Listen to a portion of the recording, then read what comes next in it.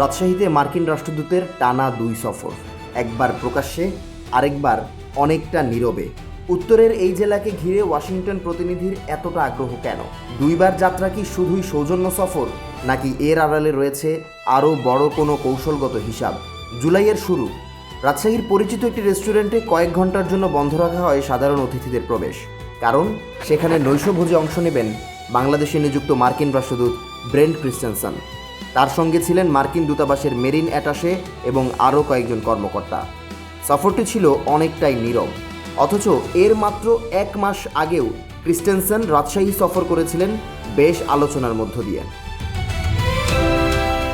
সম্প্রতি north east নিউজে উঠে এসেছে এই তথ্য, যেখানে দাবি করা হয় 2 সফরেই মার্কিন রাষ্ট্রদূত স্থানীয় রাজনৈতিক ব্যক্তিত্ব, নদী বিশেষজ্ঞ এবং কয়েকটি রাজনৈতিক দলের প্রতিনিধিদের সঙ্গে মতবিনিময় করেছেন।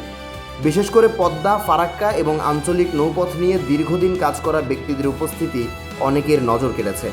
পর্যবেক্ষকদের মতে বিষয়টি শুধু কূটনৈতিক সৌজন্যের মধ্যে সীমাবদ্ধ নয়। রাজশাহীর গোদাগাড়িতে চীনের অর্থায়নে নির্মিত সারফেস ওয়াটার ট্রিটমেন্ট প্ল্যান্টের কাজ এখন প্রায় শেষ পর্যায়ে।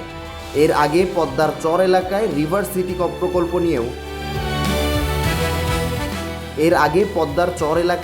সিটি প্রকল্প নিয়েও চীনা প্রতিষ্ঠানের সম্ভাব্যতা সমীক্ষা হয়েছিল, যদিও শেষ পর্যন্ত সেই প্রকল্প বাস্তবায়নের মুখ দেখেনি। এরপর থেকেই এই অঞ্চলে বিকল্প উদ্যোগ নিয়ে আগ্রহ বাড়াচ্ছে যুক্তরাষ্ট্র। একটি প্রতিবেদনে দাবি করা হয় 2022 সালে যুক্তরাষ্ট্রের উন্নয়ন সংস্থা ইউএসএআইডি এবং মার্কিন পররাষ্ট্র দপ্তর যৌথভাবে সীমান্ত সংযোগ ভিত্তিক একটি অবকাঠামো উদ্যোগ নিয়ে কাজ শুরু করে। সেই পরিকল্পনায় ফারাক্কা ব্যারাজ এড়িয়ে ভগীরথী ও পদ্মা নদীকে সংযুক্ত করে নতুন নৌপথ তৈরির ধারণাও ছিল। বিশ্লেষকরা বলছেন, এ ধরনের প্রকল্প বাস্তবায়িত হলে ভারতের উত্তর পূর্বাঞ্চলের সঙ্গে নৌ যোগাযোগের দূরত্ব কয়েকশো কিলোমিটার কমবে।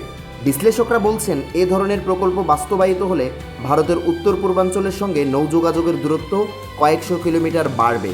একই সঙ্গে এটি চীনের ক্রমবর্ধমান অবকাঠামোগত উপস্থিতির পাল্টা কৌশল হিসেবেও বিবেচিত হচ্ছে। তবে এসব দাবির বিষয়ে যুক্তরাষ্ট্র বা বাংলাদেশ সরকারের পক্ষ থেকে আনুষ্ঠানিক কোনো বক্তব্য পাওয়া যায়নি। ফলে প্রশ্ন থেকেই যাচ্ছে, রাজশাহীতে মার্কিন রাষ্ট্রদূতের বারবার উপস্থিতি কি শুধুই নিয়মিত কূটনৈতিক যোগাযোগ, নাকি দক্ষিণ এশিয়ার নতুন ভূ রাজনৈতিক সমীকরণের এক নীরব অধ্যায়ের সূচনা?